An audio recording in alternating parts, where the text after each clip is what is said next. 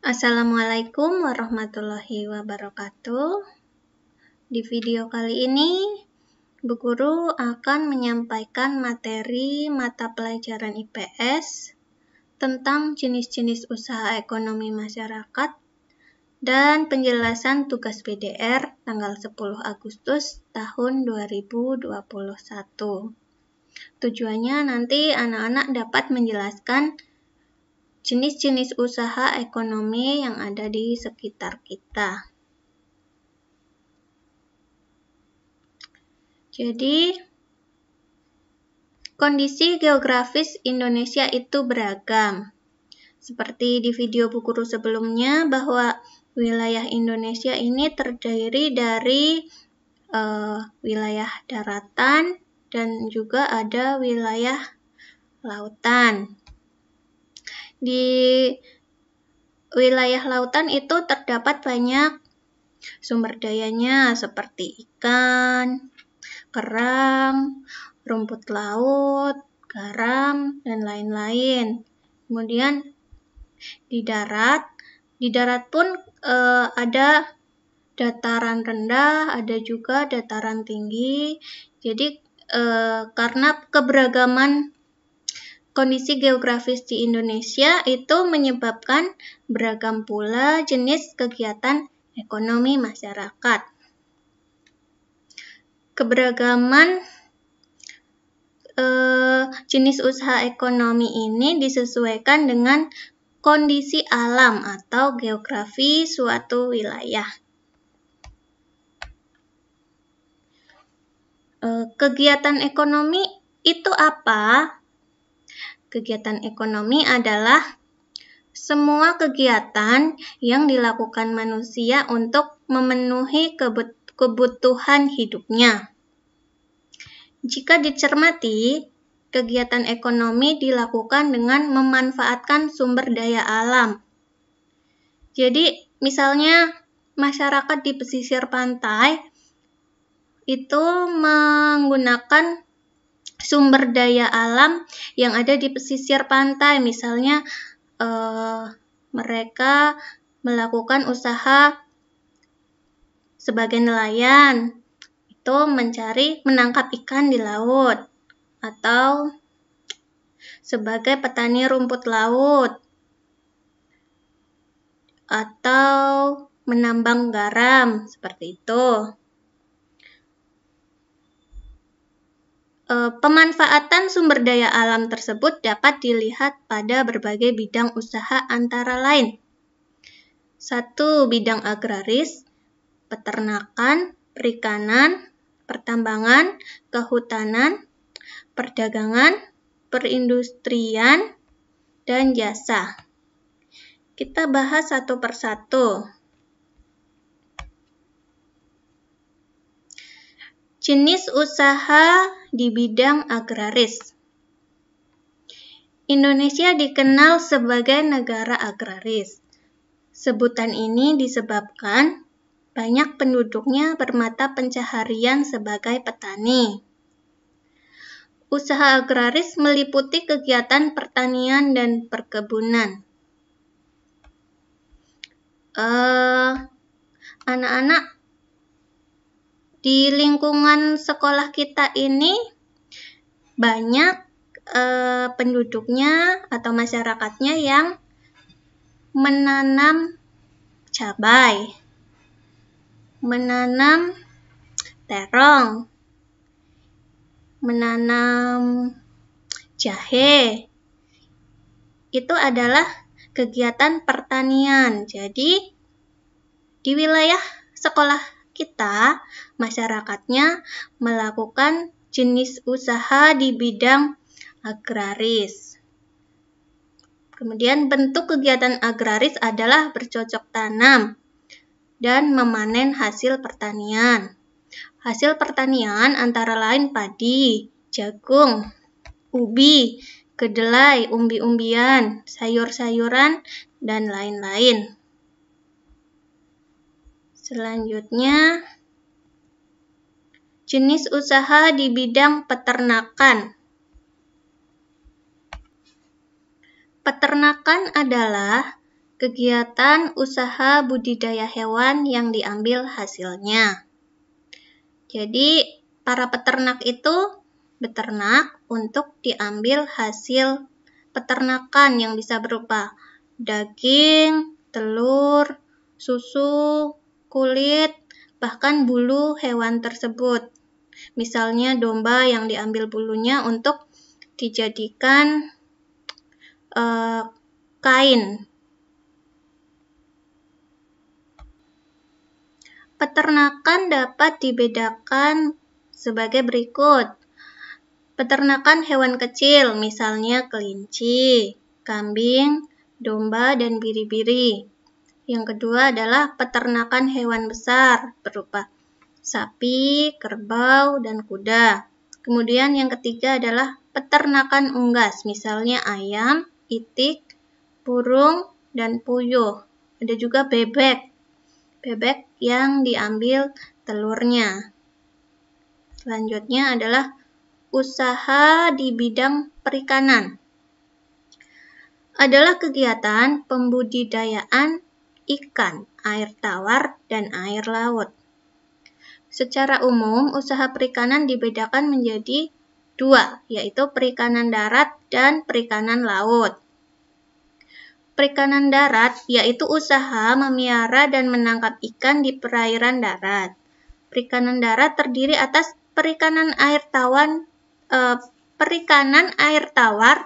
dan perikanan air payau. Jadi air payau itu air yang dimana itu adalah pertemuan air tawar dan air laut. Biasanya ikan yang dipelihara di air payau itu ikan bandeng dan ikan kakap. Kemudian perikanan air tawar dilakukan di sungai, danau, rawa, waduk, atau bendungan, empang, sawah, dan kolam. Jenis ikan yang dibudidayakan adalah lele, nila, mujair, gurami, dan ikan mas.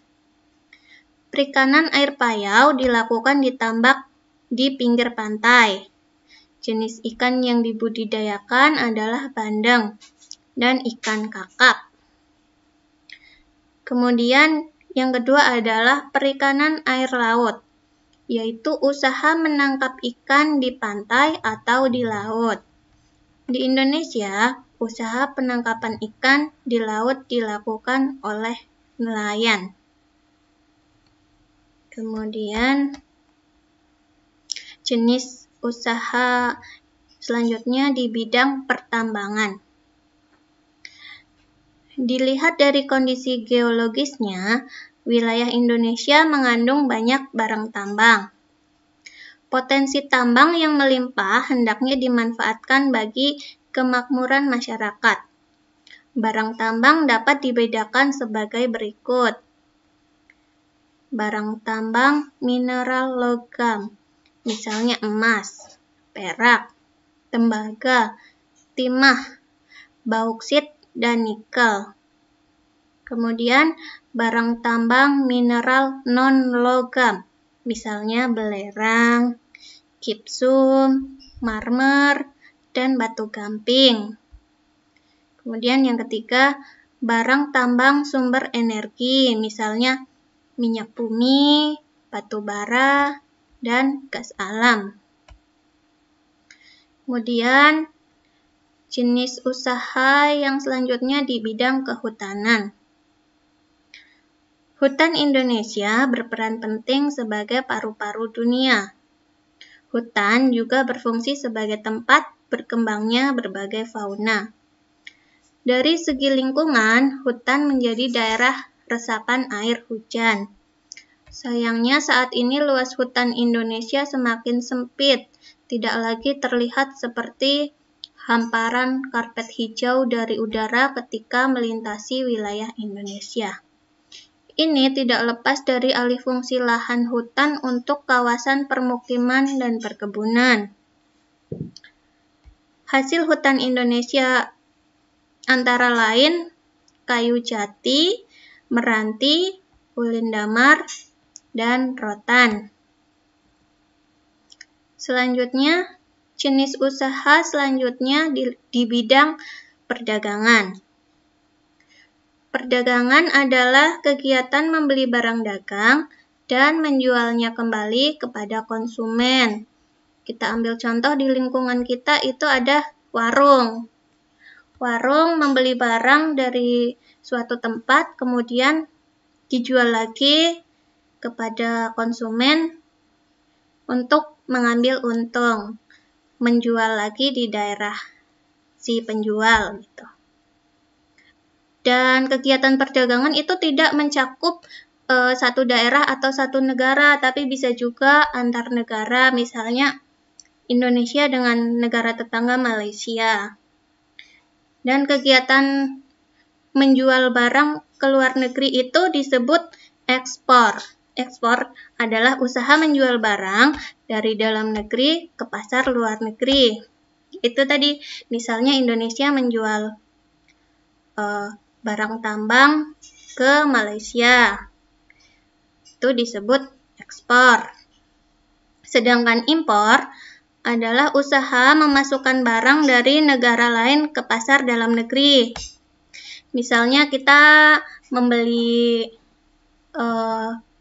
barang berupa barang mentah, kain misalnya. Kita belanja kain dari luar negeri dalam jumlah besar, kemudian memasukkan ke dalam pasar negeri, itu disebut impor. Contoh lain jenis usaha di bidang perdagangan itu seperti ibu kantin di sekolah kita itu.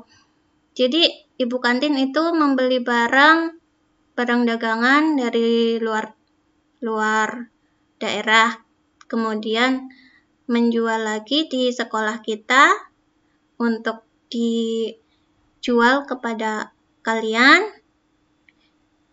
untuk mengambil untung. Jadi ibu kantin itu merupakan pelaku usaha di bidang perdagangan. Selanjutnya,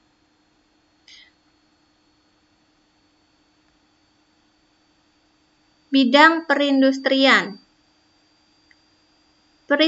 Perindustrian adalah kegiatan mengubah bahan mentah menjadi barang setengah jadi atau barang jadi. Bahan mentah diperoleh dari melimpahnya sumber daya alam. Usaha industri dapat dilakukan secara perorangan atau kelompok. Usaha industri dapat dikelompokkan industri rumah tangga atau home industry, industri sedang, dan industri besar. Contoh industri di Indonesia adalah industri makanan dan minuman, kosmetik, obat-obatan, garmen, serta elektronik. Kalau di daerah lingkungan kita, ada pelaku usaha di bidang perindustrian, contohnya di bidang kosmetik. Jadi kalau ada ibu kita yang membuat bulu mata palsu, itu merupakan pelaku usaha di bidang industri, membuat bulu mata palsu. Selanjutnya, di bidang jasa. Jenis usaha bidang jasa merupakan usaha di bidang melayani masyarakat. Jadi yang dijual itu merupakan jasanya.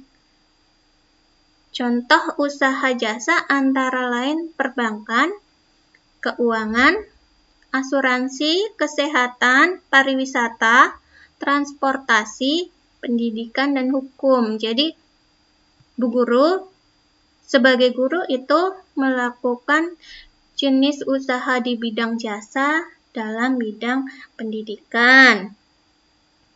Kalau dokter, perawat, apoteker berarti di bidang jasa kesehatan. Kemudian ada juga seperti sopir travel, sopir bus, itu merupakan jasa di bidang transportasi. Selanjutnya, setelah Bu Guru jelaskan tentang jenis-jenis usaha ekonomi masyarakat, coba anak-anak menulis dan menjelaskan tentang jenis usaha bidang apa yang dilakukan oleh orang tuamu. Misalnya nih, ayah saya seorang petani. Petani air nira.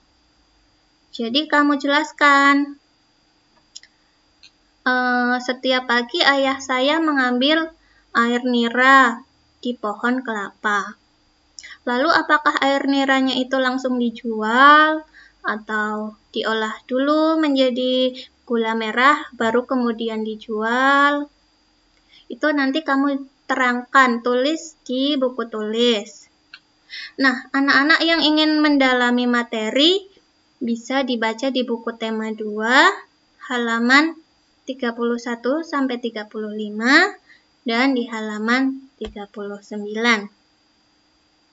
Demikian video Bu Guru. Jika ada yang kurang jelas bisa ditanyakan di grup WhatsApp. Assalamualaikum warahmatullahi wabarakatuh.